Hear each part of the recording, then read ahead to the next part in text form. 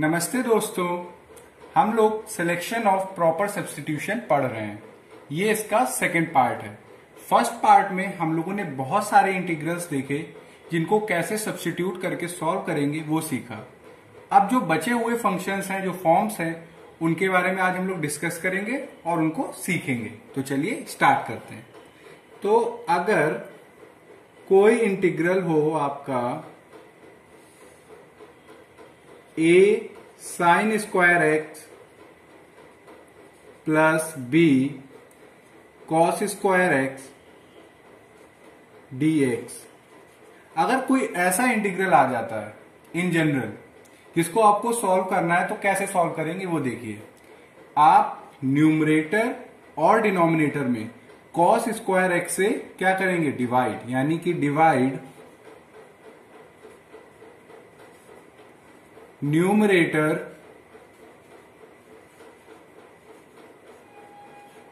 And denominator, divide numerator and denominator by cos square x. सबसे पहला काम जो होगा हम लोगों का वो होगा कि हम लोगों को न्यूमरेटर और डिनोमिनेटर को कॉस स्क्वायर एक्स से डिवाइड करेंगे। दूसरा पार्ट, हम लोग tan x को t मानेंगे, यानी कि इन जनरल अगर कोई ऐसा इंटीग्रल आ जाता है 1/a sine square x plus b cos square x dx, जिसको सॉल्व करना है, तो सबसे पहले हम लोग न्यूमरेटर और डिनोमिनेटर में कॉस स्क्वायर एक्स से डिवाइड करेंगे, फिर tan x को t मानेंगे और हम लोगों का सॉल्व हो जाएगा। चलिए इससे रिलेटेड एक एग्जाम्पल कर लेते हैं। एग्जाम्पल फर्स्ट है हमारा dx a square sine square x plus b square cos square x. इसको सॉल्व करना है हम लोगों को। तो देखिएगा, सबसे पहले हम लोग क्या करेंगे, कॉस स्क्वायर एक्स से न्यूमरेटर में और डिनोमिनेटर में डिवाइड करेंगे। तो divide numerator and denominator by cos square x. जब हम लोग कॉस स्क्वायर एक्स से डिवाइड करेंगे तो ये आएगा क्या, sec square x a square tan square x plus b dx। Cos square x से किया तो 1/cos x होता है सेक एक्स, यहाँ पे कॉस स्क्वायर एक्स से करना है तो हो जाएगा सेक स्क्वायर एक्स। यहाँ पे कॉस स्क्वायर एक्स आएगा तो हो जाएगा टेन स्क्वायर एक्स, और यहाँ पे कॉस स्क्वायर एक्स से जब डिवाइड करेंगे तो 1 आएगा। ठीक है, सबसे पहला काम हम लोगों ने किया, divide numerator and denominator by cos square x. अब सेकेंड पार्ट, हम लोग tan x को t मानेंगे। Put tan x equal to t। अब जब हम लोग tan x को t मान रहे हैं, इसको दोनों साइड डिफरेंशिएट करते हैं, तो ये हो जाएगा sec square x dx dt। ठीक है, यानी कि tan x को हम लोगों ने t माना और sec square x dx equal to dt, यानी कि दोनों साइड हम लोगों ने इसको डिफरेंशिएट किया। अब क्या करेंगे, हम लोग ये वैल्यू सारी पुट कर देंगे इसमें। तो sec स्क्वायर एक्स dx की जगह हम लोग लिख सकते हैं dt और a स्क्वायर, और tan स्क्वायर एक्स की जगह क्योंकि हम लोगों का tan x है t, यहाँ पे tan स्क्वायर एक्स है, तो ये हो जाएगा t square plus B square. ठीक है, अब इसको हम लोग स्टैंडर्ड फॉर्म में बना देते हैं। तो जब ये स्टैंडर्ड फॉर्म में होगा तो ए स्क्वायर को बाहर लेंगे, क्योंकि हम लोगों ने पढ़ा था कि वेरिएबल के साथ जो भी कांस्टेंट होगा उसको हम लोग बाहर ले लेंगे। तो बाहर ले लिया कांस्टेंट, तो ये आ गया 1/a square dt t square plus b/a का होल स्क्वायर। ठीक है, ये हम लोगों ने फॉर्मूला पढ़ा हुआ है, तो फॉर्मूले का यूज करेंगे। तो 1/a² b/a tan inverse t b/a plus c। इसको थोड़ा सिंप्लीफाई करेंगे जब, तो a से ये a कट जाएगा, तो ये आएगा 1/ab tan इनवर्स t की जगह हम लोग क्या लिख सकते हैं, tan x। यहां पे जो a है वो ऊपर चला जाएगा, तो ये a/b tan x plus c, और ये लीजिए हम लोगों का आ गया।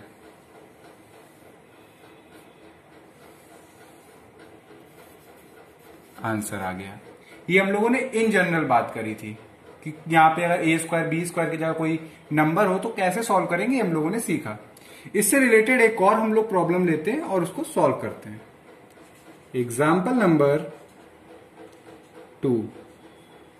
अब एग्जाम्पल नंबर 2 क्या कहती है उसको देखिए। Integration dx 2 + 3 cos square x, इसको सॉल्व करना है। अब आप लोगों के मन में क्वेश्चन आ रहा होगा कि यहाँ पे sin स्क्वायर x तो है नहीं, तो ये वाली फॉर्म तो हुई नहीं।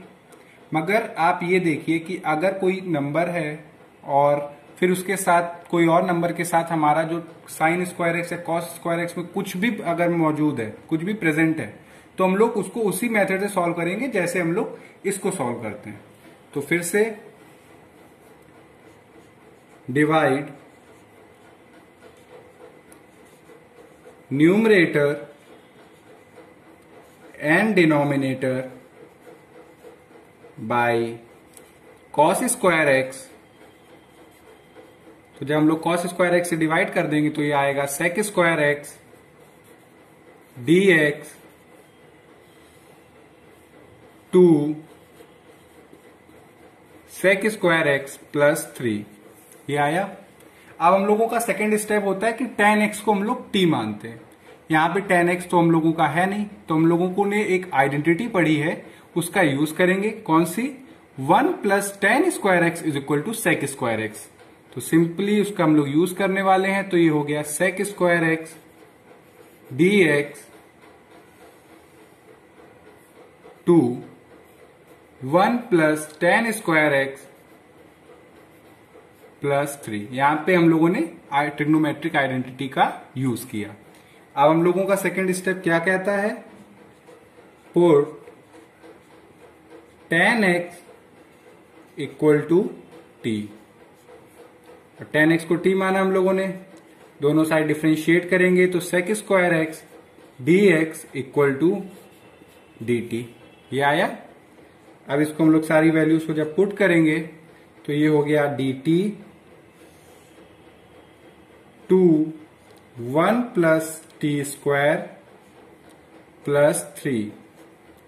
इसको थोड़ा सिंप्लीफाइड मैनर में लिखेंगे तो dt 2 + 3 हो गया 5 और ये हो गया 2t²। ठीक, इसको स्टैंडर्ड फॉर्म में लिखेंगे तो 2 बाहर, dt √5/2 का होल स्क्वायर प्लस t²।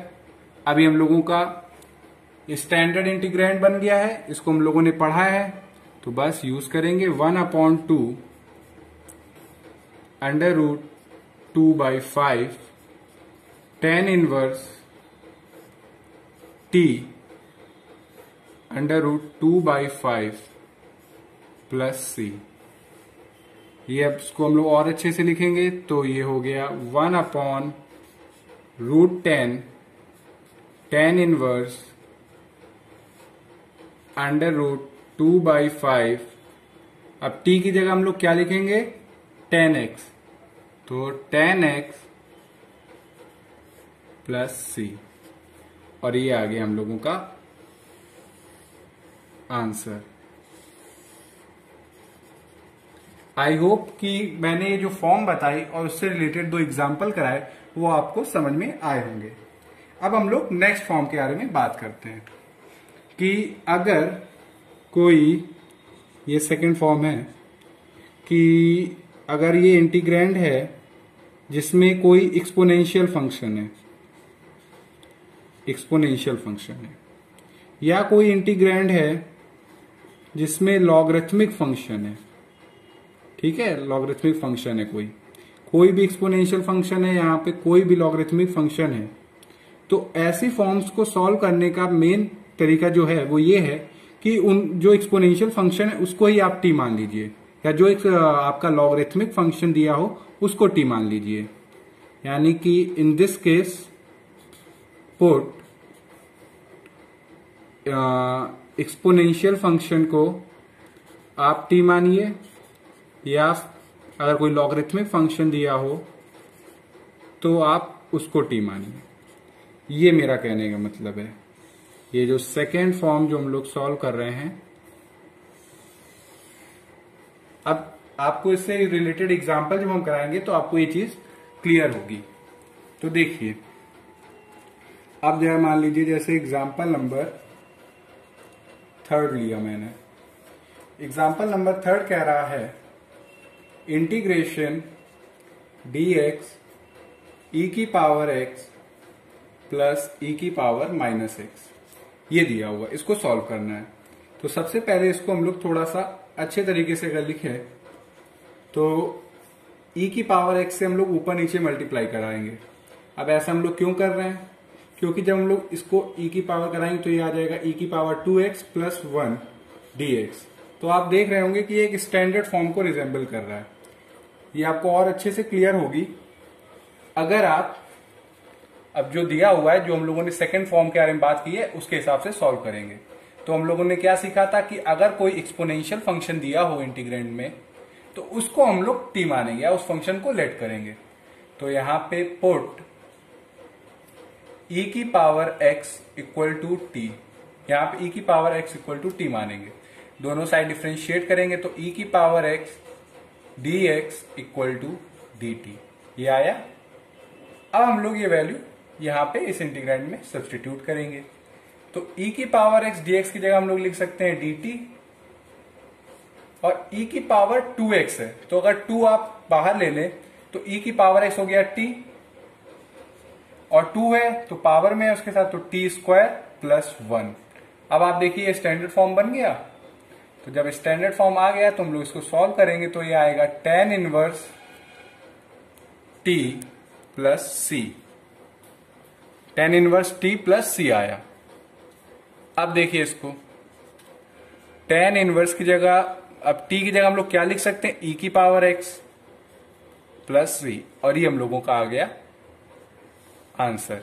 यानी कि मेरा कहने का मतलब ये है कि अगर कोई इंटीग्रल हो जिसमें कोई एक्सपोनेंशियल फंक्शन दिया हो तो आप उसको लेट करिएगा। अब लॉगरिथमिक की हमने बात की थी तो लॉगरिथमिक से रिलेटेड एक प्रॉब्लम कर लेते हैं हम लोग, जिससे आपको ये चीज क्लियर हो जाए। अब देखिए जैसे कोई इंटीग्रेशन दिया हो sec x dot log mod sec x plus tan x dx, ये दिया हुआ है। अब इसको हम लोगों को सॉल्व करना है। तो हम लोगों ने अभी बात की है कि जो भी इंटीग्रल में लॉगरिथमिक फंक्शन या एक्सपोनेंशियल फंक्शन दिया हो उसको हम लोग लेट करेंगे। तो यहां पे put log mod sec x plus tan x equal to T, यानी कि पूरे लॉगरिथमिक फंक्शन को हम लोगों ने टी लेट किया। अब दोनों साइड क्या करेंगे, डिफरेंशिएट, तो ये होगा 1 upon sec x plus tan x, और जब ये ऊपर डिफरेंशिएट करेंगे तो ये आएगा sec x का डिफरेंशिएशन होता है sec x tan x plus sec square x, ये आया पूरा ओवरऑल डिफरेंशिएट करने पे dx इक्वल टू dt। जब हम लोगों ने log mod sec x plus tan x को t को जब दोनों साइड डिफरेंशिएट किया तो ये आया। अब इससे हम लोग अगर हम sec x बाहर निकाल लें तो sec x बाहर आ जाएगा, sec x तो ये हो गया tan x plus sec square x की जगह से एक सेक एक्स बाहर हो गया, ये sec x plus tan x dx equal to dt। ये दिया हुआ है sec x plus tan x, sec x plus tan x हम लोग कैंसिल कर देंगे, तो ये आया sec x dx equal to dt। ये डिफरेंशिएट करके आया। अब इसकी हम लोग यहां पे वैल्यू पुट करेंगे। सेक एक्स dx की जगह हम लोग लिख सकते हैं dt, और log mod sec x plus tan x हमने माना है t, तो t dt।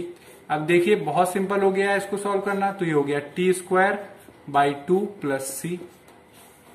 अब t की वैल्यू हम लोग ओरिजिनल वाली जो आई है वो सब्स्टिट्यूट करेंगे, तो log mod sec x plus tan x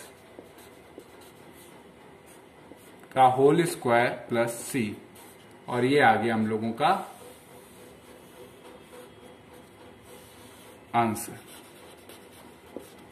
अब हम लोगों की थर्ड और लास्ट फॉर्म, कि अगर कोई इंटीग्रेशन हो जिसमें अगर ये फंक्शन दिया हो, कौन सा, cos x plus sin x, और जो फंक्शन है वो sin 2x का है dx। अगर ऐसा कोई दिया हो तो कैसे सॉल्व करेंगे, या अगर ये दिया हो cos x minus sin x f sin 2x dx, यानी कि अगर कोई इंटीग्रेशन हो जिसमें cos x plus sin x या cos x minus sin x दिया हो, ऐसे इंटीग्रेशन को कैसे सॉल्व करेंगे वो सीखते हैं। तो हम लोगों को एक ही काम करना है कि अगर cos x plus sin x हो तो हम लोग पुट करेंगे sin x minus cos x equal to t, यानी कि जो दिया है उसका एक अपोजिट, यानी कि साइन हम लोग चेंज कर देंगे, प्लस की जगह माइनस। अब यहां पे माइनस है तो हम लोग प्लस लेंगे, और यहां पे यूज करेंगे put sin x plus cos x equal to T. यानी कि जब भी कोई ऐसा इंटीग्रेशन आ जाए जिसको सॉल्व करना हो, तो सिंपल सा फंडा है कि cos x plus sin x दिया हो तो आप sin x minus cos x equal to T माने, अगर cos x minus sin x दिया हो तो आप sin x plus cos x को t माने। अगर आप ऐसे करेंगे तो आपका इंटीग्रेशन बहुत क्या कहते हैं बहुत ही सिंपल हो जाएगा और आप बहुत आसानी से सॉल्व कर पाएंगे। अब इससे रिलेटेड हम लोग एक एग्जाम्पल करते हैं। Example number 5। एग्जाम्पल नंबर 5 है integration cos x minus sin x 5 plus sin 2x dx, इसको सॉल्व करना है। तो अभी हम लोगों ने बात की हुई है कि अगर कोई फंक्शन में cos x minus sin x या cos x plus sin x कुछ भी दिया हो तो हम लोग क्या लेट करेंगे, sin x plus minus cos x, वो डिपेंड करेगा इस साइन पे। यहां पे माइनस है तो हम लोग प्लस लेंगे। तो पुट, बहुत ध्यान से देखिएगा, put sin x plus cos x equal to t। ठीक है, बहुत सिंपल। अभी अब हम लोग दोनों साइड डिफरेंशिएट करेंगे, तो ये आ गया cos x minus sin x dx equal to dt।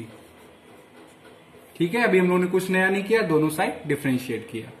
अब इसमें थोड़ा सा और वर्क कर लेते हैं। इस जो हम लोगों ने लेट किया है sin x plus cos x को t माना है, इसको दोनों साइड स्क्वायर करते हैं।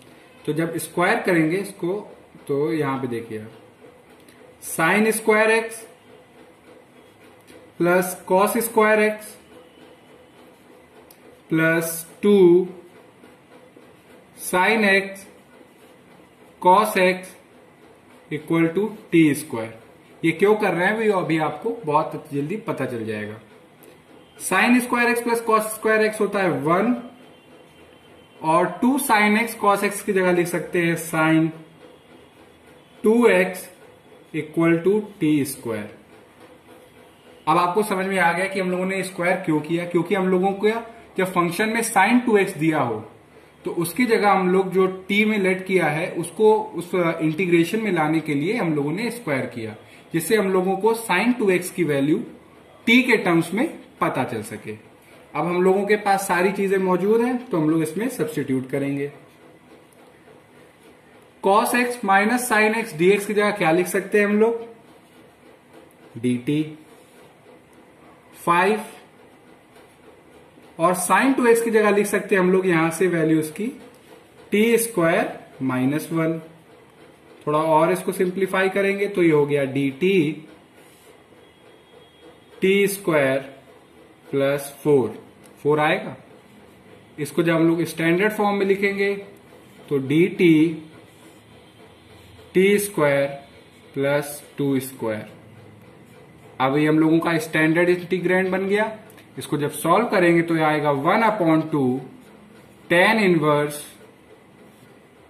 t by 2 plus c। अब t की जगह हम लोग वैल्यू सब्स्टिट्यूट कर देंगे जो ली थी। इसको थोड़ा आगे से लिखते हैं कि 1/2 tan इनवर्स 1/2 जो अंदर है। अब t की जगह हम लोगों ने जो फंक्शन लेट किया था वो sin x plus cos x plus c, और ये लीजिए हम लोगों का रिजल्ट आ गया। यानी कि अगर हम लोगों के इंटीग्रेशन में cos x plus sin x या cos x minus sin x दिया हो और फंक्शन अगर sin 2x दिखा रहा हो तो उसको कैसे सॉल्व करेंगे, ये हम लोगों ने देखा कि जो दिया हो उससे अपोजिट साइन का हम लोगों को लेना है, sin x plus cos x। अगर यहाँ पे प्लस होता तो हम लोग लेते sin x minus cos x, और फिर सिंपली sin 2x कैसे निकालते हैं वो सीखा। फिर वैल्यू पुट कर देंगे तो ये हम लोगों का स्टैंडर्ड इंटीग्रेंड बना। स्टैंडर्ड इंटीग्रेंड का हम लोग को रिजल्ट पता था और हम लोगों का आंसर इससे आ गया। इसी के साथ सिलेक्शन ऑफ प्रॉपर सब्स्टिट्यूशन खत्म हो चुका है। अगर आपको इन दोनों पार्ट में कहीं पे भी अगर कोई डाउट हो तो आप कमेंट सेक्शन में लिख के बताइएगा, और नेक्स्ट वीडियो में हम लोग इंटीग्रेशन बाय पार्ट स्टार्ट करेंगे। Thank you.